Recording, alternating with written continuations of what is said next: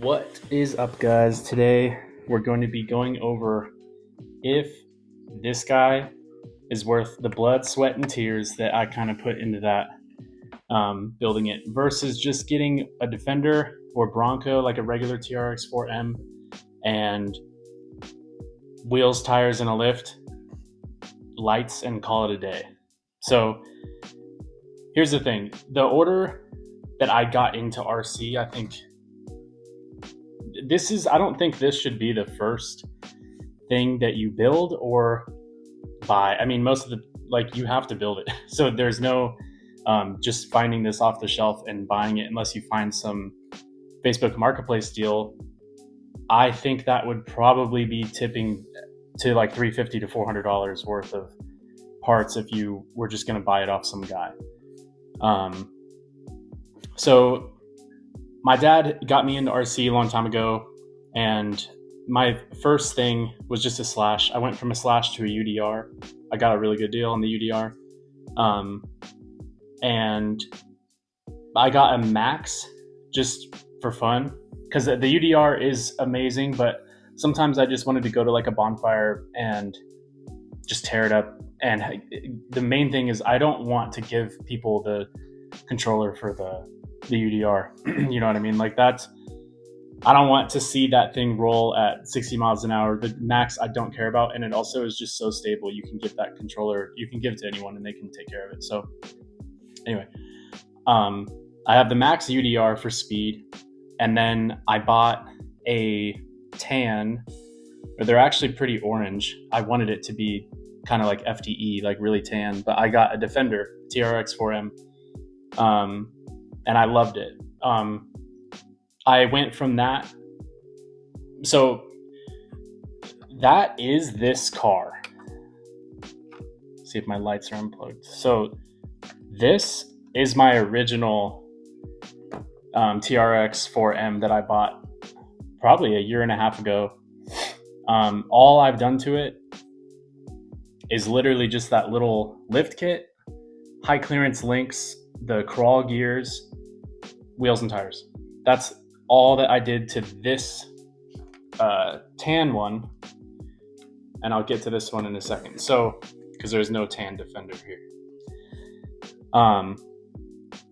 This thing is, it's not a beast out of the box, but for the value, it's really, really good. Literally adding, so what I said about the chassis, I added that, but for the body, you just need to add a little bit of weight. So it looks kind of crazy in here. But if you see you can go to discount and get like one strip of wheel weights and add it to where you need it. And so if I have a lot of weight in the front because of how much body there is back here. When you start climbing stuff, the center of mass is like way over here and so high up. So it's like, one thing with the lift is that you're fighting yourself a little bit because with these bumpers, I kept hitting stuff like really, really easy. So when you go off-roading, it depends like also what you do. With my dad, we try to go on trails that are scale and like look good. It's actually something that this vehicle would be able to do in real life. That's how we like to do it. So sometimes there's rocks that are like about, like this high, and the bumper just hits. And the main thing is the departure angle for the Defender is probably even worse than the approach. And so the lift helped so much with that. It's also like $20. So the lift is amazing for that. Wheels and tires get the weight down, tires get the grip, because these are Endura, those brass wheels, they're super heavy. But with that lift, once you're up here, you're getting the weight further away from like right here where you want it. So the Defender stock or modded kind of has a little bit of a problem climbing. It's hard to, once you are up, it's hard to get that front to grip. And in doing so, it also like anchors the back wheels beneath a rock. If you're climbing this and trying to get up, the fronts just spin right here and the rears just get stuck because you have so much weight just trying to anchor that right there at the obstacle. So I think these tires are pretty good, but I've noticed sometimes they just like to spin. I could probably, so like these we'll talk about, but if you can see, like they're so aired down. These are the little guy racing parts, wheels and tires. And when I first put them on, I thought they were actually going to be a little bit too soft. And I've been driving this quite a bit now, and I don't know if they're perfect because there are some points. I think they actually work really well on this, and we'll talk about, like, it's mainly just weight. I don't think they would work on this because being so aired down, if you're off camber, you're just going to start wrapping. And if you see, this tire has so much sidewall tread on it, where these ones don't have really anything. So it's fine if you're driving nice and straight, but once you start going off camber and you're getting really tilty and the tires wrap under themselves, this one is going to be actually providing more grip. So lighter truck can handle that. If you put these tires on this, I think with the heavier truck, you're going to be wrapping sidewall immediately. And once you get tilty is literally once you go over a pebble, all the weight will tilt it and the sidewall will wrap. And I've noticed sometimes let's say you're trying to take a path like this. Once you're off camber, you're just crawling like this and you're falling offline because you don't have tread pulling you in the direction you want. You're just slowly falling off the cliff. You know what I mean? Defender is sitting at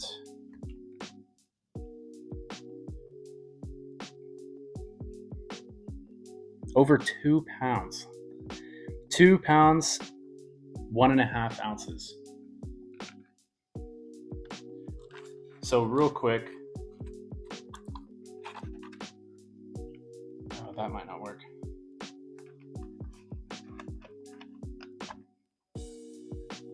Balance. That's almost a pound. It's 1 ounce shy of a pound, just the body.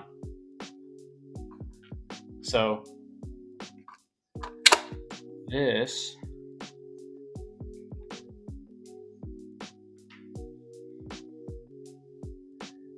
uh, 1 pound, 9.3 ounces. So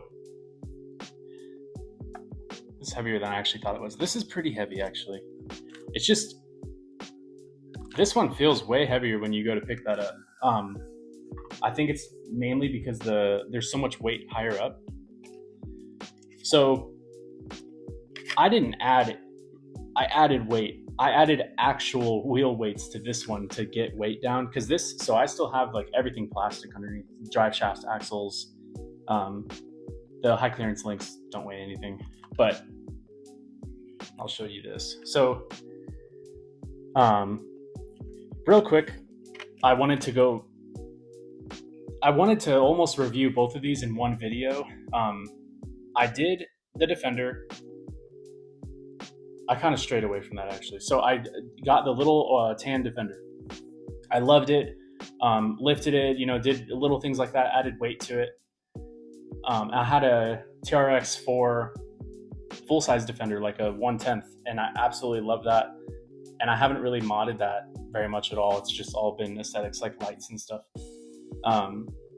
So that is my beast.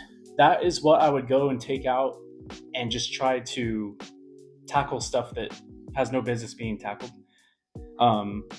This one, I know that I just can't do that. And so I think that this is an amazing first crawler, because the TRX4, those are so expensive, and I did find that one on Facebook. Broken servo, so swap that out, and good as new. So I love that car. I love having the high and low, the lockers and all that is just really cool. So yeah, that is my beast. But I wanted something, I love how easy this is to just, you can hold this and the radio in one hand and take it anywhere, throw it in the back seat, and just immediately turn it on and start driving around. It's just, I feel like it's more practical. It's much more practical than the gigantic one that sucks to take the body off of and put the battery in and all that. These ones, they charge fast. The battery lasts so long for what they are also. Like yesterday, my dad and I took both of these out. Drove really hard for probably like an hour and a half, and neither one of them even died. So I think, at least in Arizona, you're going to be probably tired before the battery actually dies and not even want to. So I think they're equal in practicality, but I wanted something just a little bit more capable. I love how scale this looks. I can get the lights on actually too. So this looks so scale. It's not quite as capable as this. This ended up being, I saw how the kit was $35, and it ended up being not just buying a TRX4M and swapping parts over. It ended up, this is expensive. This was probably a $350 car. So you just tilt the light bar forward a little bit, and then it comes out and straight up, and the lights come out of the windshield. I'm not even going to weigh this. This probably weighs 2 ounces. There's nothing to the body at all. It's all here. And if you can see, it's all plastic, like spare.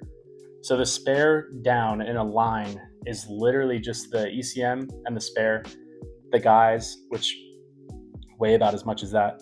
And then there's nothing right here. So everything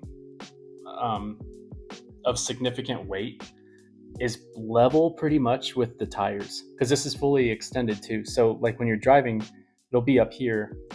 All of the weight is right here over. So it's super, super low CG. But I did metal everything on this. So I did Injora metal drive shafts, the metal high clearance links, little guy racing parts, shocks, and then the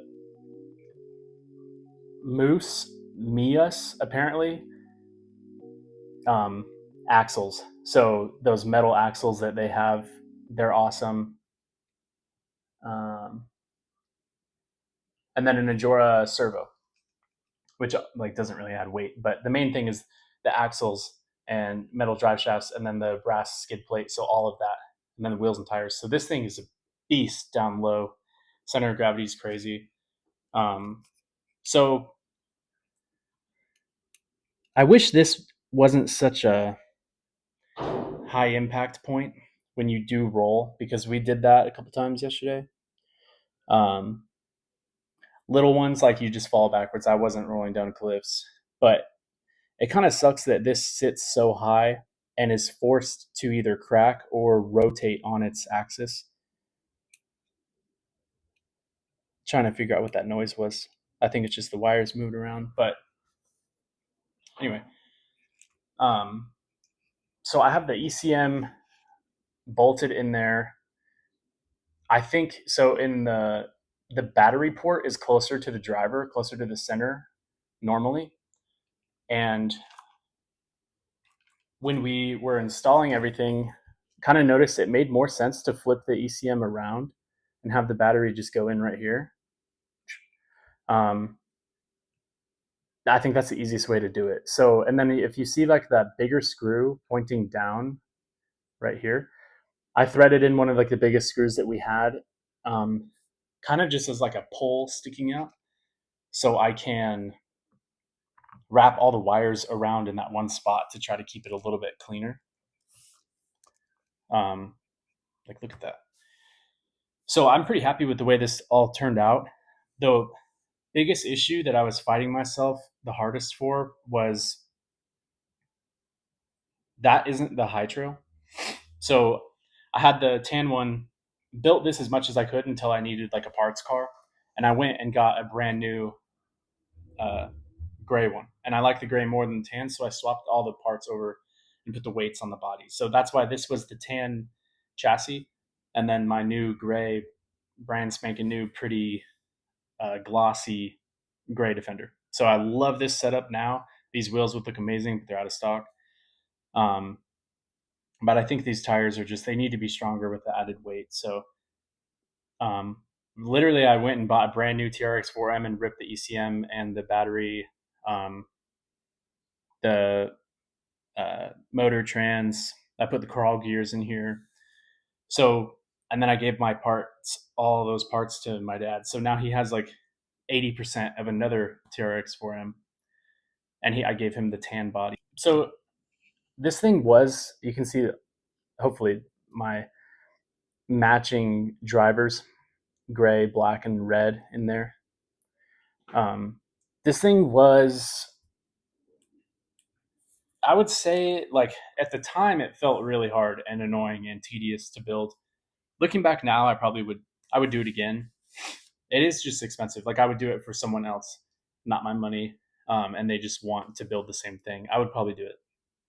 It was tedious, and I hate messing with the drive shafts. Every time like the drive shafts fall out and all the links move around, that is the most annoying part of building these little guys. The biggest issue that I actually had was converting a Defender, my shovel, converting a Defender over isn't the high trail. It's based off of the high trail wheelbase. And so it gives you like a weird amount of parts. I feel like they doubled up on some parts. I have so many extra screws, which like gives you anxiety about like what you're doing.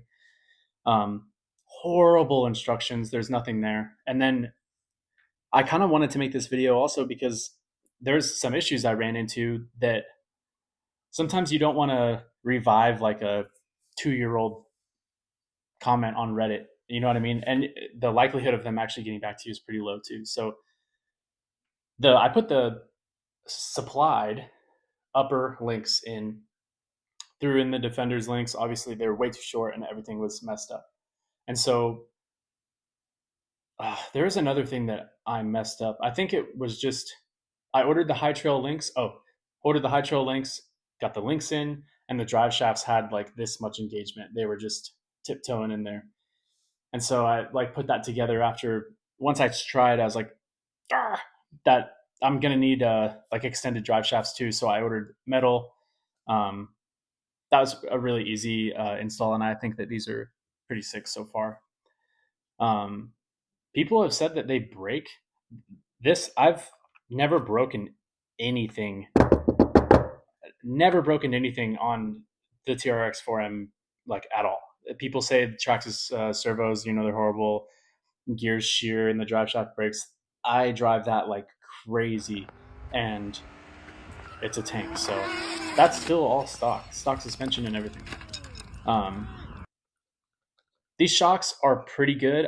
The rears we have set up really nice. If you can see that, um, super super smooth. This is just like aired out. So when you're crawling, it doesn't really matter that much. Both of these, like I know some people make their TRX4Ms fast. These are both a 1 mile an hour car, full speed. So with suspension like that, it's fine as long as you're crawling because it will still relax and extend. This is just cool. But the fronts um, aren't quite as smooth as the rears, so we might still need to be working with that a little bit. These I like these shocks though. I probably would buy them again. They have very mixed reviews on Little Guy Racing Parts. Some guys say that they're absolutely trash, and some say that they're the best in the business. They did feel bad when I first installed them, so that might be why they were reviewed poorly. But I noticed that it was just because they're at a weird angle, so I needed to put a space. Like if this is my upper mount and lower mount, they're like this, and so when they would come out, you see they would do that, and I would be compressing, and it would be driving the shaft up into the wall instead of just going nice and straight into the like the reservoir. So I spaced the uppers, and now they're nice and straight. And so when you're articulating, it just goes straight up into the shock. So now they're great. Very springy. Oh, I guess a lot of people say they have issues with like the battery, the ECM. I don't think you're getting that battery out at all. So when we threw it in there, we made sure everything was like good to go because this was going to be kind of the finale. And we put a little bit of glue on the bottom of the battery. It'll be easy to get out if that battery actually does fully die, but at least it's nice and stable down there because there's absolutely no way. Um, Flipping the ECM backwards, I think that's the best way to do it. And then I just threw in one of these spares in the back because the spare that the kit comes with is it's trash. It might as well just be like 3D printed. These ones look way better. So you'll see in some of the videos that I put up, this is still really capable, depending on what you're doing, or it's mainly like what rock you're driving on. Because if it's smooth rock, it's kind of like an even playing field. There's nothing that this is really going to be super advantageous over this one for. It's when you're out in the desert and you're driving on rock that's super super sharp. This you can go anywhere with this as long as you just keep it slow because it will grip so well and it's pulling its um, center of gravity so close to the rock. So I was going up obstacles that felt straight up. Where this, the second you get past like right here, all the weight, it's like a balancing act. And obviously on a rock, you're even higher. So it's like this, all the weight comes back here. Look at that. This line coming straight down. So it's kind of ridiculous. This looks so scale and it looks amazing on the trail, but there's just certain times where climbing, it just can't do it. So you have to keep that in mind. Um, I think that this is a money in like proportionally better driving car. I was worried spending all this time, spending all this money, it wasn't going to be that much more fun, and it was, not actually going to be able to drive as good as it looks or should be. So luckily, it does. It's, I say, worth the money. Pretty Nothing in here is like outrageously overpriced, um, in my opinion. I guess. I think the kit, everything is good value, and then the base car is such good value. The only thing that is really expensive that I probably didn't have to do, is the metal axles. That is the part that probably hurt the most. Everything else is $25, $25, $25, and it adds up, but it doesn't hurt as bad. You know what I mean? The axles are $90. So this is also just stock motor. Um, I think the axles probably help a pretty good amount with weight, and they look really good too. But um, that's definitely the most expensive, the most painful part. I like my little color scheme going on. I like seeing the blue servo through the that gap, and then kind of like a gold on the shocks. So all in, this was probably, I think I paid like 160 for the car, probably 50 for everything underneath, and then I did the Pro Scale light kit with the light bars, so that's probably like another 50, um, with tax and everything. So there's no way this was more than, I guess without the lights, $200. Um, Probably 250 all things considered, which kind of sounds like a lot right now. But the thing is, functionality wise, it's everything underneath, which is wheels, tires, lift. The lift is $20. Wheels, tires, probably $25. So it's so cheap to get it to be able to drive the way that I'm talking about, and then adding weights, that's usually free. Um, I went to discount, they threw me a strip, and I just put them on the front. So that's it. This, on the other hand, yeah, it's probably 3 to 350. Mainly because of the axles. That you could save a lot of money by not doing the axles, but it affects performance. So I think this for your first RC car or first RC crawler is a little bit, like overly ambitious, and it's probably just gonna put a bad taste in your mouth with like modding and building stuff unless you've done it before or truly like that's half of what you're actually looking to do. Because it even pissed me off. and I've done this before. So I think this is an amazing starter, and just slowly build it. I've seen people on Reddit and stuff say immediately do like the 2-speed transmission and drive shafts and upgraded servo. This servo does actually feel really strong, that Endura one. I've noticed it just almost no matter what you're doing, it's super snappy. Even with these tires being super flat, probably too flat, and having like an excess of tread squished, they'll still and steer fine. I don't think it's absolutely necessary though, because I still have the stock servo in this and it's fine. I think wheels, tires, lift should, just like a real car, like, or a real truck, absolutely should just be the first thing, and just drive it and see what you need. Add weight where you need it, because this, you can't add weight anywhere. There's no body to do so, but the Defender has so much going on inside of there. I added so much weight, and I don't even touch them when I'm fully articulated or anything. So I think this is the way to go first. The only reason I did this is because I also have the big one. So I have my little baby, and then Mama Defender, and now I just wanted another thing that's small. Here's the lights. So they're actually brighter than the Traxxas ones too. Leave them on like that for a second and get these ones.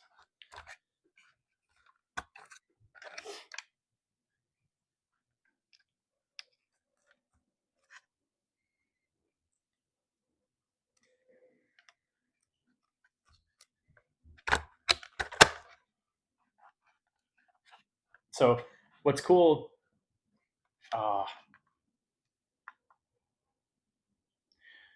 I don't have the radio on right now, and that's actually kind of sick, the hazards. But Traxxas doing Ferrari things won't even let you turn the lights on. I think it has to be linked in order for everything to actually turn on. Not the case with this guy. So I think these look sick.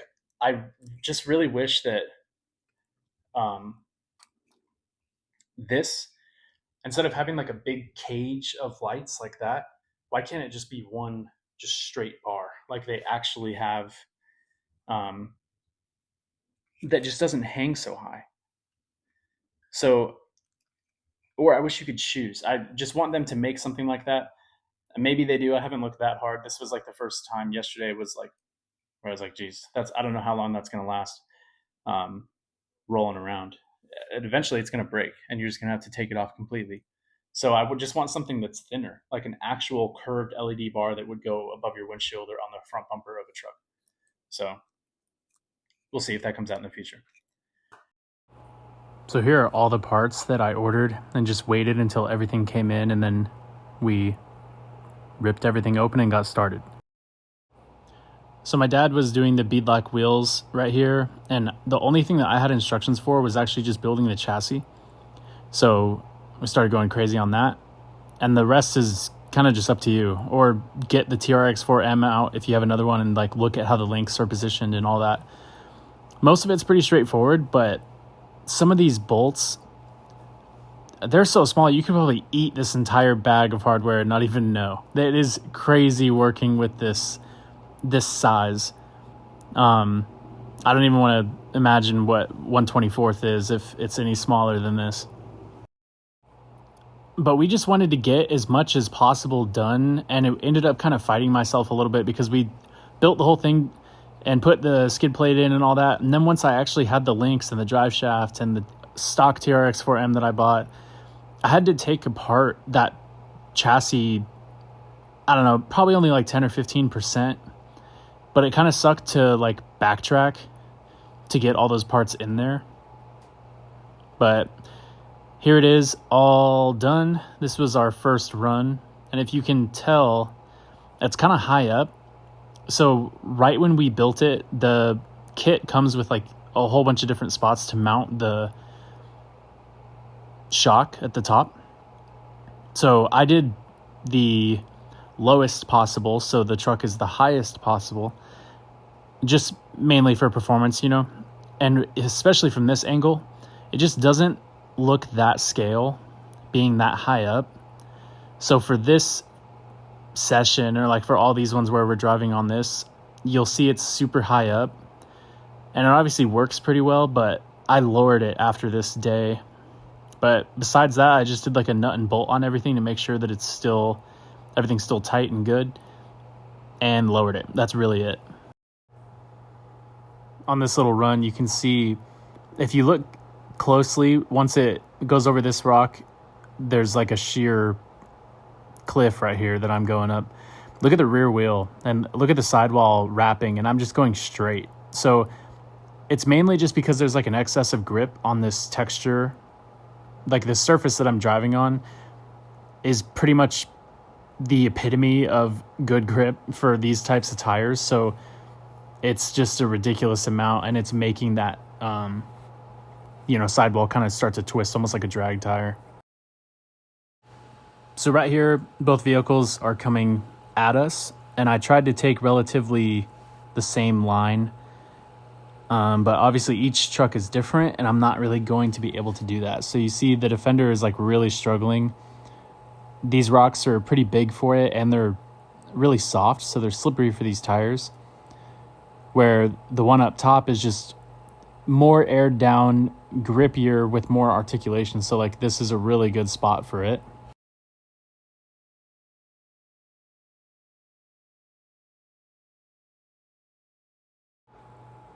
And it's kind of hard to see how each truck handles every little rock.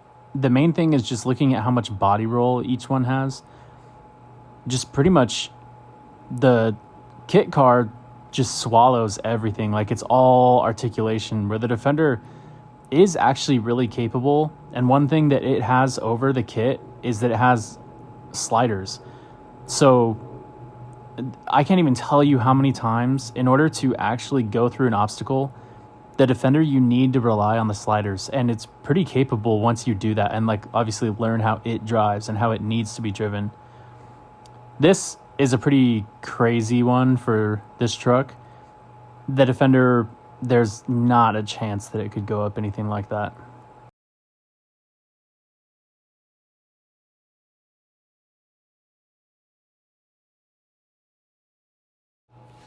I would say the two biggest downfalls that the kit car has is the no sliders. Obviously, it's just, that looks super scale, but it does kind of hinder you from rotating on like a rock's axis a little bit sometimes.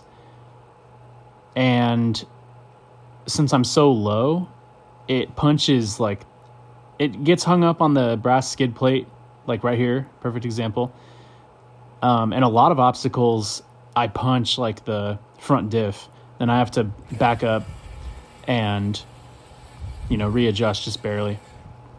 I wanted to race it real quick to see if the gear ratios are truly the same or how much the axles affected it on the kit, but it's just barely faster.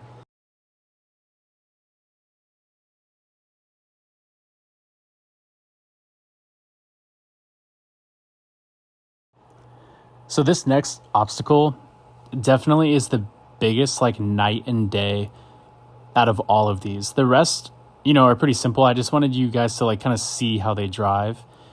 So the Defender, it could have done this. Like if I really tried it multiple times and put more time into it, it probably would have been able to do this. It just kept struggling, and it did that thing where those rears anchor, and it's really hard for it to actually progress.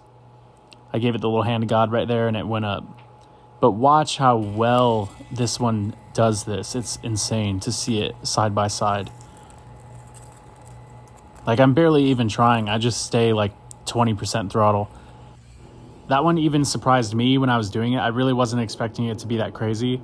And to be honest, I wasn't even really expecting the Defender to struggle that hard. That was the main thing. I knew the other one would have been able to do it, but the Defender really didn't like that angle. If the rock that it's trying to climb up is a little bit taller than the tire, because of how much weight is over the rear axle, it's really hard to get the rear axle above that. Like I said, it anchors it into that rock, and it's hard to climb over it. This one, the kit just gets stuck on the skid plate and the front diff at the same time.